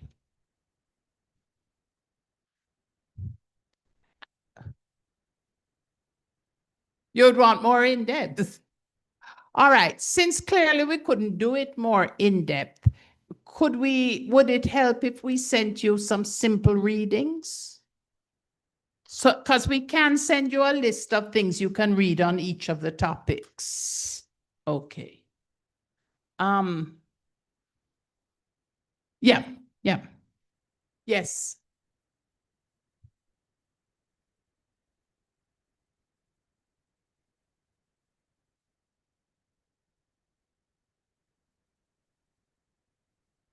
Let me give you a tip on that.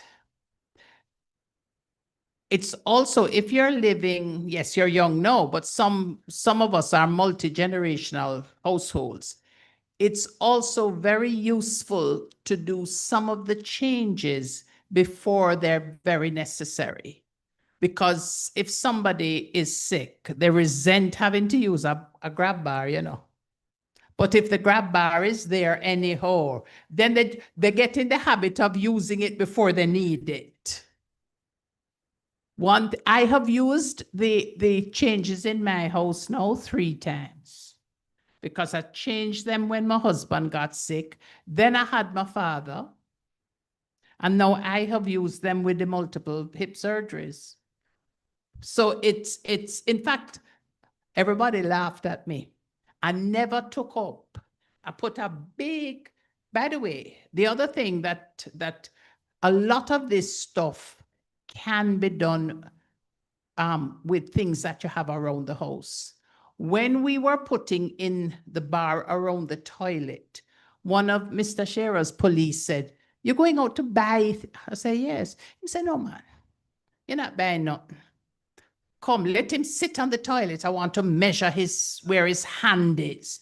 Went to the store, bought a piece of pipe, went to the welder and bent the pipe, and used the thing you put on the wall with shower curtain to put it in the floor. That was 25 years ago. Still there, as strong as ever. I went to country, so we all go and buy expensive raised toilet, right? Went to country, Walker's Wood. And what the son had done was got 4 blocks, the 12-inch blocks, put the 12-inch blocks, brought a piece of toilet pipe up, the big sewer pipe, cost him $4 and raise the toilet 12 inches. So we don't say that everything going to cost a lot of money. No, that one I found so much so we've done it in a house in Kingston that we've done with the blocks. Much cheaper. And then they can't tell you they can't afford it. When we were running the course, the walkers, the group of community aides from Belize do walkers with the smaller PVC pipe and the elbows. Anything else?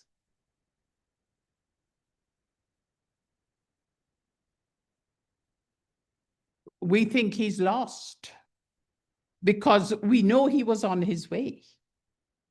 We have no idea where he is. He's not young.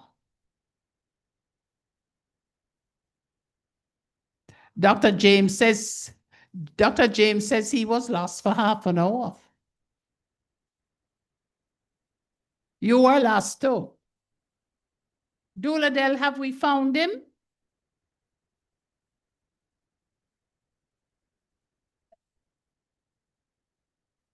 Okay, so he was by the hospital.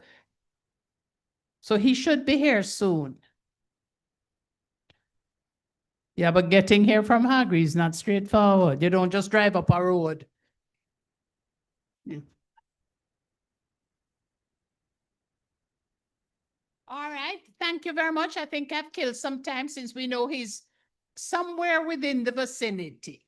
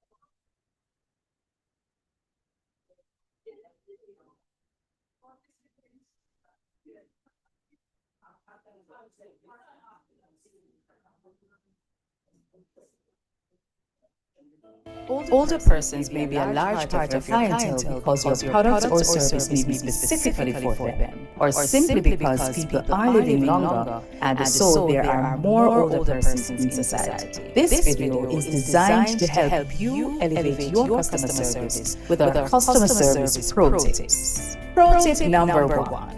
Be polite. A polite attitude helps to nurture a pleasant and friendly environment where everyone feels valued and respected.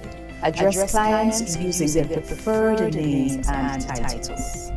Pro tip number 2. Communicate effectively. Always use clear, simple language and be mindful of the pace and volume of your speech. Use methods that your older clients prefer, such as telephone calls, rather than emails where possible. When in person, face your client and make eye contact. Pro tip number 3. Be patient. When given enough time and support, older people are able to process new information, learn new skills, and complete necessary tasks. Customer service should be tailored to the needs of all clients, with particular attention being paid to the unique needs of our older persons and other vulnerable groups.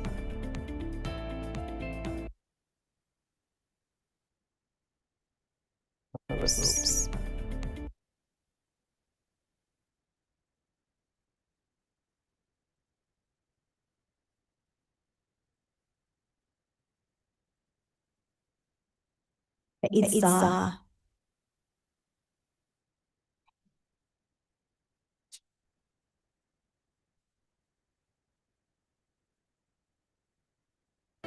Older persons may be a large part of your clientele because your products or service may be specifically for them, or simply because people are living longer and so there are more older persons in society. This video is designed to help you elevate your customer service with our customer service pro tips. Pro tip number 1, be polite. A polite attitude helps to nurture a pleasant and friendly environment where everyone feels valued and respected. Address clients using their preferred names and titles. Pro tip number 2, communicate effectively. Always use clear, simple language and be mindful of the pace and volume of your speech. Use methods that your older clients prefer, such as telephone calls, rather than emails where possible. When in person, face your client and make eye contact. Pro tip number 3, be patient. When given enough time and support, older people are able to process new information, learn new skills, and complete necessary tasks. Customer service should be tailored to the needs of all clients, with particular attention being paid to the needs of our older persons and other vulnerable groups.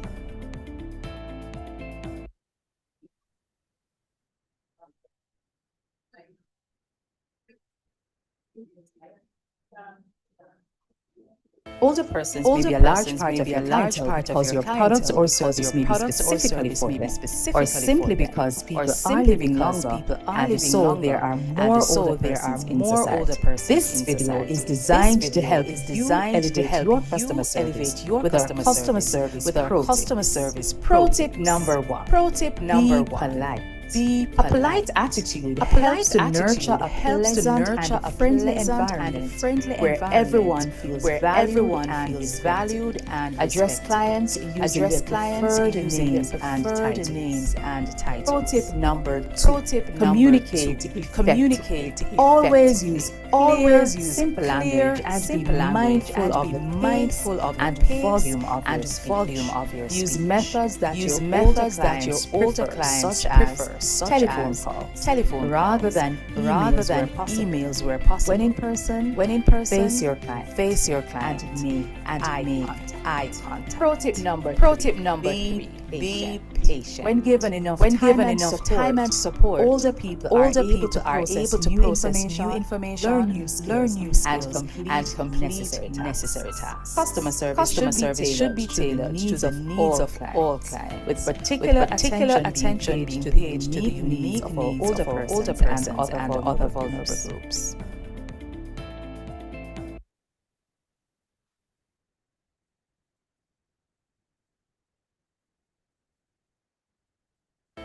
Older persons may be a large part of your clientele because your products or service may be specifically for them, or simply because people are living longer and so there are more older persons in society. This video is designed to help you elevate your customer service with our customer service pro tips. Pro tip number 1, be polite. A polite attitude helps to nurture a pleasant and friendly environment where everyone feels valued and respected. Address clients using their preferred names and titles. Pro tip number 2, communicate effectively. Always use clear, simple language and be mindful of the pace and volume of your speech. Use methods that your older clients prefer, such as telephone calls, rather than emails where possible. When in person, face your client and make eye contact. Pro tip number 3, be patient. When given enough time and support, older people are able to process new information, learn new skills, and complete necessary tasks. Customer service should be tailored to the needs of all clients, with particular attention being paid to the needs of our older persons and other vulnerable groups.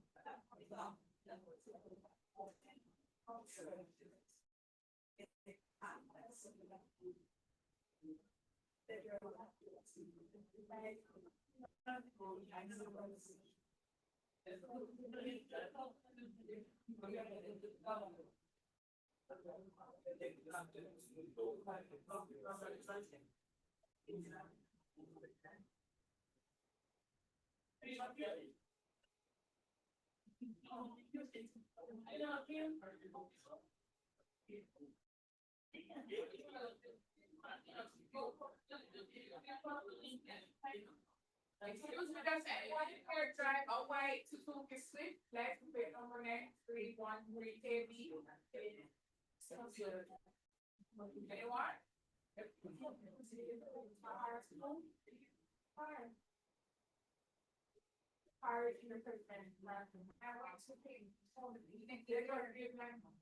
When you just live with your today, I don't have to move it as you have. My little agreement. If I understand.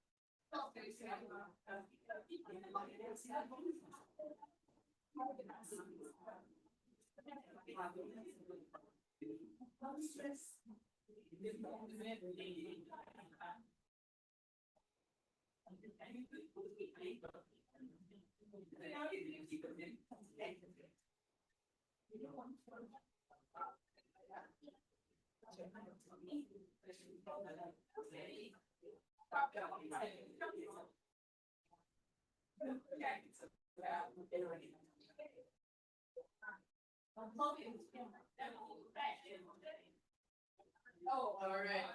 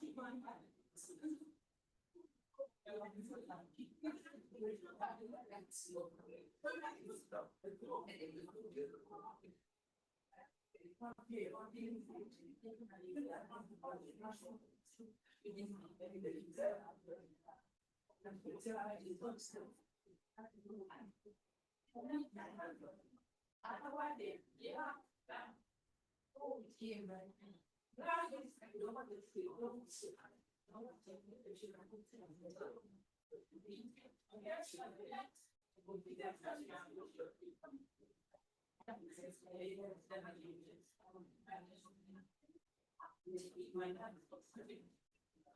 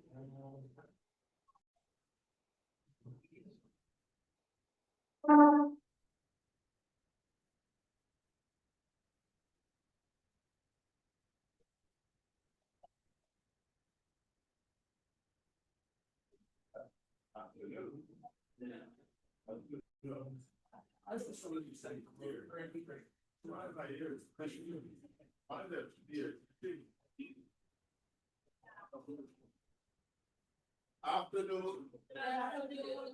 Listen, don't blame me. I've been for 1 hour driving around the town. You know, you can't think about, don't go where it's hospital. Yeah, days.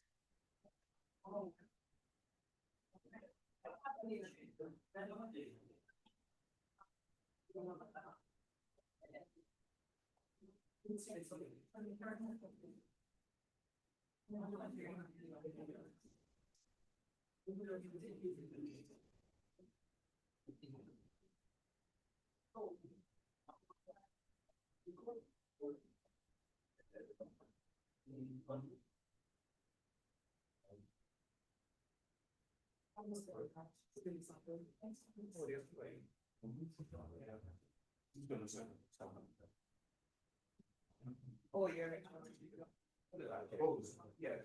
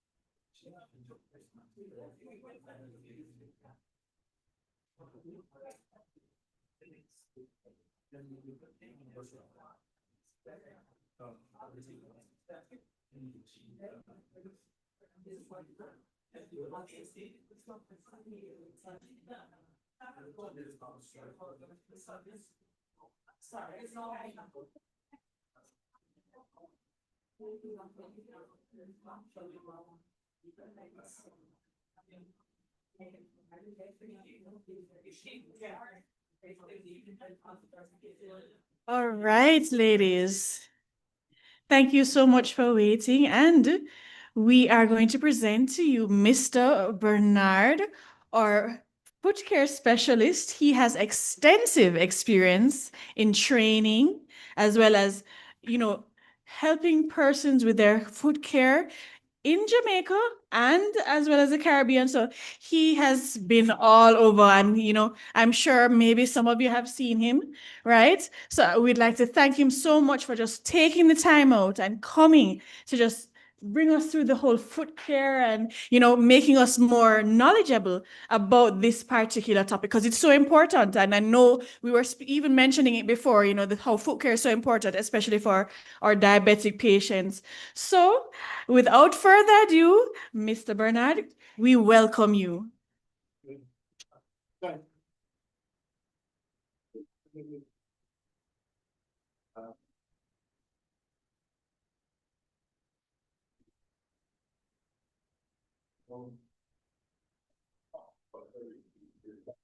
Blue uniform here. Okay? Because when I started this program, it was right here in Mandeville 30 years ago. Okay? 30 years ago, right here in Mandeville. And it's you people who know that wear it. May I use raw language here? That wears that blue uniform. Is that blue? It's blue, all right. Uniform that inspired me. Foot care is not a minor matter. And what you believe is foot care and what's been happening, it's just not foot care. I'm not being arrogant. When I finish the formal lecture, I am going to show you some images, okay, of the real world from a couple of patients right now that I'm dealing with, okay, because of they pay the price of ignorance. Too long, foot care, it's just been glanced at. Do you know how much it costs? Do you know what it's like? Wait a minute. How many of you here has family member with diabetes? How many of you here has a family member who has lost a limb?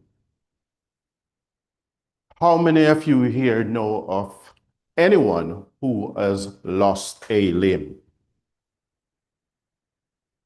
How many of you here know people right now with big sore on them foot and it now heal up? Okay? Well, 70% of that can be prevented. It's not inevitable that you have diabetes and something go wrong with your foot, you're going to lose it. It's not true. Okay? I'm going to show you, let's say at the end of my lecture, an example right now, and it makes me angry, you know, when cases like that come in.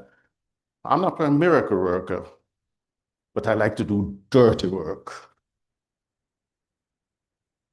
You know why? At the end of the day, I am trying to prevent that amputation. Okay? It is a sad thing. And there has to be a paradigm shift. Okay? So that's why I take the time. I could be in Kingston now making a lot of money.